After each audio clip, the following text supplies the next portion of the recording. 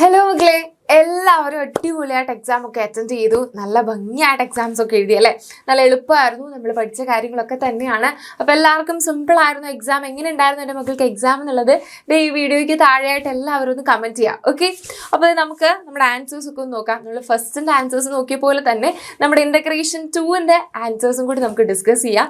എല്ലാവർക്കും എങ്ങനെ ഉണ്ടായിരുന്നു എക്സാം? ഇനി നന്നായിട്ട് എഴുതാൻ പറ്റിയില്ലെങ്കിലും എൻ്റെ മക്കൾ വിഷമിക്കൊന്നും വേണ്ട, സാരമില്ല, നമുക്ക് അടുത്തതിൽ പിടിക്കാമെന്നേ അങ്ങനെ ചിന്തിച്ചാൽ മതി. ഓക്കെ, അപ്പോൾ നമുക്ക് ഓരോ ക്വസ്റ്റിനും അതിൻ്റെ ആൻസേഴ്സും ഒക്കെ ഒന്ന് ഡിസ്കസ് ചെയ്യാം. എൻ്റെ മക്കൾ ഇങ്ങനെയൊക്കെ തന്നെയാണോ എഴുതിയിരിക്കുന്നത് നമുക്ക് നോക്കാം. ഓക്കെ, യെസ്, ഇൻ്റഗ്രേഷൻ ഡേ 2 ആണ്. ഫസ്റ്റ് ആക്ടിവിറ്റി 6 ആണ്. ബാക്കി 5 ആക്ടിവിറ്റി നമ്മൾ ഇൻ്റഗ്രേഷൻ 1 ചെയ്തു. ഓക്കെ, ഇനി ഇൻ്റഗ്രേഷൻ 2 ഡേ 2 ആറാമത്തെ ആക്ടിവിറ്റിയാണ് ഫസ്റ്റ് തുടങ്ങുന്നത്. Let's make group. ഓരോരോ ഗ്രൂപ്പുകളാക്കാം. അപ്പോൾ ഇവിടെ ഇങ്ങനെ നമുക്ക് ചിത്രമൊക്കെ തന്നിട്ടുണ്ട്. എന്നതിന് ശേഷം ഒരു 3 പേരുടെ പേര് തന്നിട്ടുണ്ട്. ഋതികയുണ്ട്, മിനിക്കുട്ടിയുണ്ട്, ദെൻ ആരുണ്ട്, രാജിയുണ്ട്. അപ്പോൾ ഇവരുടെ കയ്യിൽ എന്തൊക്കെയുണ്ട്? ഫ്ലവേഴ്സും കാണാം, റിബണും കാണാം. ഓക്കെ, ഇവിടെയോ ബലൂണും കാണാം. അപ്പോൾ ഇത് 3 ഇവർക്ക് എന്ത് ചെയ്യണം? അവിടെയൊക്കെ ഡെക്കറേറ്റ് ചെയ്യാൻ വേണ്ടിയിട്ട്, അലങ്കരിക്കാൻ വേണ്ടിയിട്ടാണ്. അപ്പോൾ നമ്മുടെ ഓരോ നമ്പേഴ്സിനെയും എങ്ങനെ നമുക്ക് പല വിധത്തിൽ കിട്ടും. അപ്പോൾ ഇവരുടെ കയ്യിൽ ടോട്ടലുള്ളത് 20 അതിനെ എങ്ങനെ നമുക്ക് ഏതൊക്കെ കൂട്ടിയാൽ 20 കിട്ടും എന്നുള്ളത് നമ്മൾ പഠിച്ചിട്ടുണ്ടായിരുന്നു. 20, 18, 14 ഇതൊക്കെ കുറേ എക്സാമ്പിൾസ് നമ്മൾ ചെയ്ത് പഠിച്ചിട്ടുണ്ടായി. അപ്പോൾ ഇവരുടെ കയ്യിൽ ഫ്ലവേഴ്സ് ഉണ്ട്, റിബൺ ഉണ്ട്, അതുപോലെ ബലൂൺസും ഉണ്ട്. അപ്പോൾ ഓരോരുത്തരുടെ കയ്യിലും എത്രയാ? 20 ഉണ്ട്. നമ്മുടെ ഋതിക കുട്ടിയുടെ കയ്യിൽ ഫ്ലവേഴ്സ് 20 ഉണ്ട്, മിനിക്കുട്ടിയുടെ കയ്യിൽ റിബൺ 20 ഉണ്ട്, അതുപോലെ രാജിക്കുട്ടിയുടെ കയ്യിൽ ബലൂണും 20 ഉള്ളത്. അപ്പോൾ അത് എങ്ങനെ കൂട്ടിയാൽ ഏതൊക്കെ എത്ര എണ്ണം എടുത്താൽ എങ്ങനെയാകും എന്നുള്ളത് നമുക്ക് നോക്കാം. ഓക്കെ, ഫ്ലവേഴ്സ് ആണെങ്കിൽ ഇപ്പോൾ 2 കളറിലെ ഫ്ലവേഴ്സ് ആണ്. റെഡും യെല്ലോവും ആണെങ്കിൽ 20 ആക്കാൻ വേണ്ടിയിട്ട് എത്ര എണ്ണം എടുക്കാം. അതുപോലെ റിബണ് യെല്ലോ റെഡ് ആണെങ്കിൽ അത് ഏതൊക്കെ എടുത്താൽ 20 ആക്കാം. ബലൂണും പല കളറിലുള്ളത് ഒരുമിച്ചാക്കാം. ഇപ്പോൾ റെഡും പിങ്കും ഒക്കെ ആണെങ്കിൽ അതെങ്ങനെ നമുക്ക് 20ലേക്ക് എത്തിക്കാം, ഇതാണ് നമുക്ക് നോക്കേണ്ടത്. നമ്മൾ സിമ്പിളായിട്ട് പഠിച്ചതാണ്. ഓക്കെ, ഫസ്റ്റ് വൺ നമുക്ക് ഋതികയുടെ ചെയ്യാം. ഋതികയുടെ കയ്യിൽ ടോട്ടല് 20. അപ്പോൾ ഏതൊക്കെ കൂട്ടിയാൽ 20 കിട്ടും? യെസ്, 10ഉം 10 കൂട്ടിയാൽ 20 നമുക്കറിയാം. അതുപോലെ തന്നെ 20 കിട്ടാനുള്ള പല മാർഗങ്ങളാണ് ഇനി നമ്മൾ കണ്ടുപിടിക്കേണ്ടത്. അപ്പോൾ മിനിക്കുട്ടിയുടെ കയ്യിൽ നമുക്ക് എങ്ങനെ കിട്ടും? ഇനി 20 കിട്ടാനുള്ള ഒരു മാർഗം എങ്ങനെയാ? 15 + 5. ഈ 10ഉം കൂടെ കൂട്ടിക്കഴിഞ്ഞാൽ 10 + 10 എത്രയാണ് നമുക്ക് കിട്ടുക? 20. 15ൻ്റെ കൂടെ 5 കൂട്ടിയാലോ? 15 + 5 എത്രയാണ് നമുക്ക് കിട്ടുക? 20. ഓക്കെ, ദെൻ അടുത്തത് നമ്മുടെ രാജിയുടെ കയ്യിലും 20 ഉള്ളത്. ടോട്ടൽ 20. അപ്പോൾ ഈ ഒരു 20 കിട്ടാനും നമുക്കിനി വേറെ ഏത് മാർഗമാണെന്ന് ചോദിച്ചു കഴിഞ്ഞാൽ 14 + 6.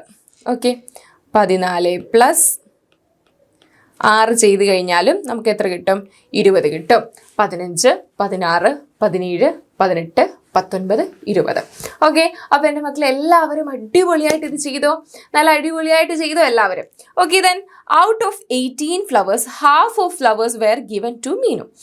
18 ഫ്ലവർ ഉള്ളതിൽ ടോട്ടൽ എത്രയാണ് പറഞ്ഞിരിക്കുന്നത്? 18 ഫ്ലവറിൽ half of flowers were given to Meenu. ഇതിൻ്റെ പകുതി മീനുവിന് കൊടുത്തു. അപ്പോൾ എത്രയായിരിക്കും? ഏതോ 2 നമ്പർ കൂട്ടുമ്പോഴാണ് നമുക്ക് ഈ 18 കിട്ടുക. നമുക്കറിയാം, നമ്മൾ പഠിച്ചിട്ടുള്ളതാണ്. കാരണം 18 കിട്ടാനുള്ള പല മാർഗങ്ങൾ നമ്മൾ പഠിച്ചിട്ടുണ്ടായിരുന്നു. അതിൽ വളരെ സിമ്പിളായിട്ട് നമുക്കറിയാവുന്നതാണ് 9 + 9 = 18 ആണ്. 9ൻ്റെ കൂടെ 9 കൂട്ടിക്കഴിഞ്ഞ് കഴിഞ്ഞാൽ 10, 11, 12, 13, 14, 15, 16, 17, 18. ഓക്കെ, 9ൻ്റെ കൂടെ 9 കൂട്ടിക്കഴിഞ്ഞാൽ 18 ആണ്. അപ്പോൾ ടോട്ടൽ ഉള്ളത് 18 ഫ്ലവേഴ്സ് ആണ്. ടോട്ടൽ ഉള്ളത് എത്രയാണ് മക്കളെ? 18 ഫ്ലവേഴ്സ് ആണ് ടോട്ടൽ ഉള്ളത്. ആ 18 ഫ്ലവേഴ്സിൽ നിന്ന് പകുതി കൊടുത്തു എന്ന് പറയുമ്പോൾ 9 ഫ്ലവേഴ്സ് ഒരാളുടെ കയ്യിലും അടുത്ത ആളുടെ കയ്യിൽ 9 ഫ്ലവേഴ്സുമാണ്. ഓക്കെ, സെറ്റായ അവൻ്റെ മക്കൾ ഇതെല്ലാവരും ഇതുപോലെ തന്നെ എഴുതിയോ? ആദ്യത്തെ ആക്ടിവിറ്റി, നമ്മുടെ 6ാമത്തെ ആക്ടിവിറ്റി എല്ലാവരും നല്ല അടിപൊളിയായിട്ട് കംപ്ലീറ്റ് ചെയ്തോ? ഇങ്ങനെ തന്നെയാണോ എഴുതിയത്? ഇങ്ങനെ എല്ലാവരും എഴുതിയെങ്കിലും നമ്മുടെ കമൻറ്റ് ബോക്സിൽ വേഗം ഒന്ന് പൊട്ടിച്ചിരിക്കുക കേട്ടോ. വീഡിയോ കാണുമ്പോൾ തന്നെ വീഡിയോ പോസ് ചെയ്യുക. എന്നതിന് ശേഷം എൻ്റെ മക്കളൊന്ന് റിയാക്ട് ചെയ്യാം. മിസ്സിനെ അറിയാൻ വേണ്ടിയിട്ടുള്ള ആഗ്രഹം കൊണ്ടാണ് കേട്ടോ. ഓക്കെ, ദെൻ അടുത്തത് നോക്കാം. എന്തെല്ലാം പറഞ്ഞിരിക്കാം? ഓക്കെ, പ്രവർത്തനം 7 എന്തെല്ലാം പറഞ്ഞിരിക്കാം. ഇവിടെ നമുക്കൊരു മുത്തശ്ശിയെ കാണാം, പിന്നെ നമ്മുടെ ഋതികയും അതുപോലെ തന്നെ ഋതികയുടെ കൂട്ടുകാരിയുമാണ്. ഋതികയുടെ കൂട്ടുകാരിയായിട്ട് ഇവിടെ ഉള്ള ആളെ തന്നെ നമുക്ക് എടുക്കാറാണ്. മിനിക്കുട്ടിയാണ് കേട്ടോ. മിനിക്കുട്ടിയാണ് അവിടെ തന്നിരിക്കുന്നത്. അപ്പോൾ ഇനി അവർ എന്തെല്ലാം പറഞ്ഞിരിക്കാം എന്നുള്ളതാണ് നമ്മൾ സ്വന്തമായി എഴുതേണ്ടത്. ഓക്കെ, അത് മിസ് ഇവിടെ എഴുതി കൊടുത്തിട്ടുണ്ട്. അപ്പോൾ ഋതിക വന്ന് ആരോടെ ഇവർ സംസാരിക്കുന്നത്? മുത്തശ്ശിയാണ് ഇവിടെ ഉള്ളത്. ഋതികയുണ്ട്, നമ്മുടെ മിനിക്കുട്ടിയുണ്ട്. ഓക്കെ, ഋതിക വന്നു, മുത്തശ്ശി ഇത് ആരാണെന്ന് മനസ്സിലായോ? മുത്തശ്ശിയോട് ചോദിക്കുക, മുത്തശ്ശി ഇത് ആരാണെന്ന് മനസ്സിലായോ? അപ്പൊ മുത്തശ്ശി പറയും, ഇല്ലാലോ, ഇല്ല എന്ന് പറഞ്ഞു. ഋതിക എന്ത് പറഞ്ഞു, ഇതെന്റെ കൂട്ടുകാരിയാണ്, കൂട്ടുകാരി മിനിക്കുട്ടി, ഇതെന്റെ കൂട്ടുകാരിയാണ് മിനിക്കുട്ടി പരിചയപ്പെടുത്തി. മുത്തശ്ശി, ആഹാ രണ്ടുപേരും കൂടി എങ്ങോട്ടാ? രണ്ടുപേരും കൂടി എങ്ങോട്ടാണ് ചോദിക്കുക. അപ്പൊ ഋതിക പറഞ്ഞു, ഒരു കഥ പറയൽ മത്സരമുണ്ട്. അനൗൺസ്മെന്റ് കേട്ടു, അപ്പോൾ ഒരു കഥ പറയൽ മത്സരമുണ്ട് എന്ന് പറഞ്ഞു. മുത്തശ്ശി, രണ്ടുപേരും നന്നായി മത്സരിക്കണം കേട്ടോ, രണ്ടുപേരും എന്ത് ചെയ്യണം, നന്നായി മത്സരിക്കണം. അപ്പൊ ഇതുപോലെ എൻ്റെ മക്കളുടെ സ്വന്തം ഭാവനയിൽ നമുക്ക് എന്ത് ചെയ്യാനായിട്ട് പറ്റും? നമ്മുടെ സംഭാഷണം പൂർത്തീകരിക്കാനായിട്ട് പറ്റും. നമ്മൾ പഠിച്ചതാണ് എങ്ങനെയാ സംഭാഷണം എഴുതുന്നതെന്നൊക്കെ നമ്മൾ അടിപൊളിയായിട്ട് പഠിച്ചതാണ്. ഇതല്ലാത്ത വേറെ കുറേ എക്സാമ്പിൾസ് നമ്മൾ ചെയ്ത് നോക്കിയിട്ടുണ്ടായിരുന്നു. അപ്പൊ എല്ലാവരും നന്നായിട്ട് ഈ ഒരു കുറച്ച് എഴുതാനുണ്ടായിരുന്നുള്ളൂ, 1 2 3 4 ഒരു 4 എക്സ്ചേഞ്ച് മാത്രമാണ് നമുക്ക് എഴുതാനുണ്ടായിരുന്നത്. അത്ര എഴുതിയാലും മതി എൻ്റെ മക്കള്. അപ്പൊ അതത്രയും എൻ്റെ മക്കള് നന്നായിട്ട് നല്ല ഭംഗിയായി എഴുതിയെന്നുള്ളവർ വേഗം നമ്മുടെ കമന്റ് ബോക്സിൽ കുറച്ച് യെല്ലോ ഹാർട്ട്സ് ഇടും മിസ്സിന്. യെസ്, ഓക്കെ, വേഗം അത് വീഡിയോ പോസ്റ്റ് ചെയ്യുക, എന്നതിന് ശേഷം തരാം കേട്ടോ. ഓക്കെ, ദെൻ അടുത്ത നോക്കാം. നന്നായി വളരാൻ, പ്രവർത്തനമിട്ട് നന്നായി വളരാൻ നമ്മൾ എന്ത് ചെയ്യണം? നന്നായിട്ട് കഴിക്കണം. നന്നായി കഴിച്ചാൽ മതി, നല്ലത് കഴിച്ചാൽ മാത്രമേ നന്നായി വളരാനായിട്ട് പറ്റുള്ളൂ. അപ്പോൾ ഇവിടെ നല്ല ആരോഗ്യത്തിന് നാം കഴിക്കേണ്ട ആഹാര സാധനങ്ങൾക്ക് നേരെ ചിരിക്കുന്ന സ്മൈലി ഇടാൻ വേണ്ടിയിട്ടാണ്, ചിരിക്കുന്ന ഇമോജി ഇടാൻ, ഇവിടെ ചിരിക്കുന്ന ഇമോജിയാണ് വരയ്ക്കാൻ വേണ്ടിയിട്ടാണ് പറഞ്ഞിട്ടുള്ളത്. അപ്പോൾ നന്നായി ഏതൊക്കെ നമുക്ക് നന്നായി, യെസ്, ഓക്കെ, മിസ് ഇവിടെ കൊടുത്തിട്ടുണ്ട് കേട്ടോ. അപ്പം നന്നായി നല്ല ആരോഗ്യത്തിന് വേണ്ടിയിട്ട് നമുക്ക് കഴിക്കാൻ പറ്റുന്ന സാധനങ്ങൾ ഏതൊക്കെയാണ്? അപ്പോൾ കുറേ സാധനങ്ങൾ ഇവിടെ കൊടുത്തിട്ടുണ്ട്. ആദ്യം കൊടുത്തിരിക്കുന്ന പാലാണ്. പാല് കുടിക്കുന്നത് ആരോഗ്യത്തിന് നല്ലതാണ്. ഓക്കെ, പാലിന് നേരെ നമ്മൾ എന്ത് ചെയ്യും? ഒന്ന് ചിരിച്ച് എല്ലാവരും ഒന്ന് പൊട്ടിച്ചിരിക്കണം. ഓക്കെ, അടുത്ത് നോക്കിയേ, കുറേ പഴങ്ങളാണ്, ഫ്രൂട്ട്സ് ആണ് എടുത്ത് കൊടുത്തിരിക്കുന്നത്. ഏതാണ്? ഫ്രൂട്ട്സ് ആണ് കേട്ടോ, ഫ്രൂട്ട്സ് ആണ് കൊടുത്തിരിക്കുന്നത്. അടുത്തത് ഫ്രൂട്ട്സ് ആണ്, ഇതേ പഴങ്ങളാണ്. പഴങ്ങൾ എന്നും കഴിക്കുന്നത് നല്ലതാണ് അല്ലേ? അതിനും നമ്മൾ ചിരിക്കുന്ന ഇമോജി കൊടുത്തു. അടുത്തത് എന്താ മക്കൾ? ഇത് ഷവർമ്മയാണല്ലേ.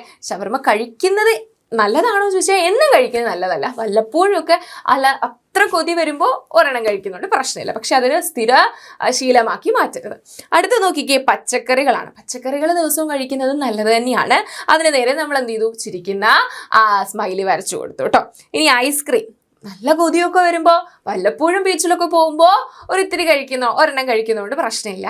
എന്നും അതൊരു ശീലമാക്കാതെ ഇരിക്കുക. അടുത്ത് നോക്കിയോ, ഗോതമ്പ്, അരി, ഇതൊക്കെ നമ്മൾ എന്നും ഫുഡിൽ ഇൻക്ലൂഡ് ചെയ്യുക. നമ്മുടെ ആഹാരശീലത്തിൽ നമ്മൾ ആഹാരം കഴിക്കുന്ന രാവിലെ നമ്മൾ ചപ്പാത്തിയോ പുട്ടോ അങ്ങനെയുള്ള കാര്യങ്ങളൊക്കെ നമ്മൾ കഴിക്കാറുണ്ട്. ഓക്കെ, അതൊന്നും നമ്മൾ എന്ത് ചെയ്യുക? അത് നല്ല ശീലമാണ്. അടുത്ത് നോക്കിക്കേ, മുട്ടയുണ്ട്, മീനുണ്ട്, ഇറച്ചിയുണ്ട്, ചിക്കൻ ഉണ്ട്. അപ്പോൾ ഇതൊക്കെ എന്ത് ചെയ്യുക? നമുക്ക് എല്ലിനും പല്ലിനും ഒക്കെ ശക്തി തരാനും നല്ലതാണ് അല്ലേ? യെസ്. അപ്പോൾ അതിന് നേരെ നമ്മൾ എന്ത് ചെയ്തു? ചിരിച്ചു. ഇങ്ങനെയാണോ എല്ലാവരും? ചിരിച്ചോ, ചിരിക്കാതെയും ചിരിച്ചോ, സോറി, ചിരിക്കുകയും ചിരിക്കാതെയൊക്കെ ഇരുന്നോ?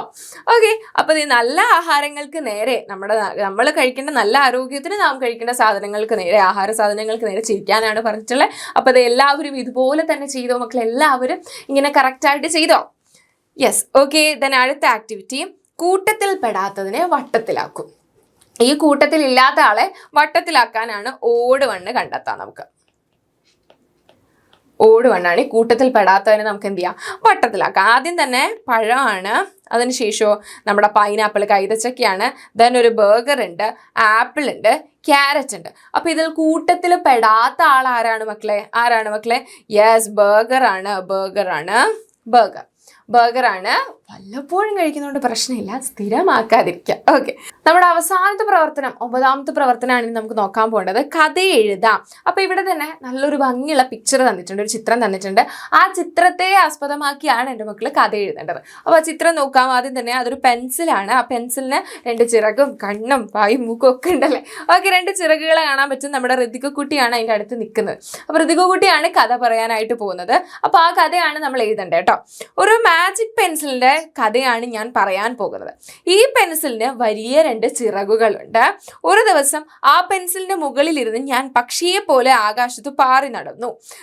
അത് നല്ലൊരു അനുഭവമായിരുന്നു. അപ്പം അത് നല്ലൊരു അനുഭവമായിരുന്നു. ഇനി പാറി നടന്ന സമയത്തുള്ള കാര്യങ്ങളും എൻ്റെ മക്കളുടെ ഭാവനയ്ക്ക് അനുസരിച്ച് അത് നിങ്ങൾക്ക് എഴുതാവുന്നതാണ്. അതായത് ആകാശത്ത് മുകളിൽ നിന്ന്, പെൻസിലിന്റെ മുകളിലിരുന്ന് പറന്നപ്പോൾ ആകാശത്ത് നിന്ന് ഞാൻ താഴേക്ക് നോക്കിയപ്പോൾ എൻ്റെ വീടും എൻ്റെ ഗ്രാമവും ഒക്കെ കുഞ്ഞു കുഞ്ഞു കുഞ്ഞു പൊട്ടുകളായി എനിക്ക് കാണാൻ കഴിഞ്ഞു. വളരെ വേഗത്തിലാണ് ഞങ്ങൾ പറഞ്ഞുകൊണ്ടിരുന്നത്. വളരെ നല്ലൊരു അനുഭവമായിരുന്നു. ഇങ്ങനെയുള്ള കാര്യങ്ങളും കൂടി എൻ്റെ മക്കൾക്ക് കൂട്ടിച്ചേർത്ത് എഴുതാൻ പറ്റും. അപ്പം നല്ല ഭംഗിയായി എല്ലാവരും ഈ ഒരു ചിത്രത്തെ വിവരിച്ച് അതൊരു കഥയാക്കി എഴുതി. കഥ എഴുതാൻ നമുക്ക് എല്ലാവർക്കും അറിയാലേ. അപ്പോൾ ഒരു കഥയായി വേണം പറയാനായിട്ട്. അപ്പം അതിലൊരു സംഭവം ഉണ്ടാവണം. അതായത് ഈ പെൻസിലിന് വലിയ 2 ചിറകുകളുണ്ട്. ഒരു ദിവസം എന്നുള്ളതും കൂടി എൻ്റെ മക്കൾക്ക്, അതായത് കഥ പറയുമ്പോൾ ഒരിക്കൽ, ഒരു ദിവസം എന്നുള്ള കാര്യങ്ങൾ അതിൽ ഉൾപ്പെടുത്തി കഴിഞ്ഞാലാണ് അതൊരു കഥയാവുക. ഒരു ദിവസം ഞാൻ പെൻസിലിൻ്റെ ഒരു ദിവസം ആ പെൻസിലിൻ്റെ മുകളിലിരുന്ന് ഞാൻ പക്ഷിയെ പോലെ ആകാശത്ത് പാറി നടന്നു.